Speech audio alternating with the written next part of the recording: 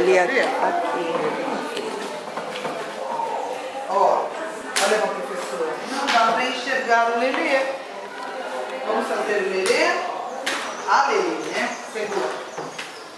Ó, primeiro nós vamos fazer a cabeça redonda, grande. Isso, parou agora. Agora olha pra cabeça da tia. A Lelê é parecida com a tia, ó. Olha pra tia Andréia, 2 olhos. Vamos fazer aqui pequenininho, ó, aqui dentro. Pequenininho, aqui em cima. Segura. Vem cá que eu fiz pra você. Ó, essa mãozinha aqui.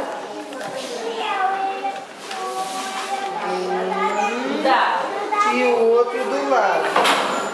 Aqui, ó, na folha. Agora o nariz. Pim! Ai, que lindo, tia, que ficou. Agora vamos fazer a boca do Lelê. Que lindo. Muito bom. Agora olha pra tia Andréia. A Lelê escuta a orelha e a orelha. Uma orelha de um lado, a outra orelha do outro. Segura. Devagarinho. Ai, que lindo, tia, ele sabe fazer direitinho. Agora olha pra mim, você tem que segurar a folha. Essa mãozinha aqui. Tá sobrando, né? Isso. Senão, sabe o que acontece? A folha se mexe. Então vamos encostar você mais perto da mesinha. Agora é a vez do cabelo da Lelê.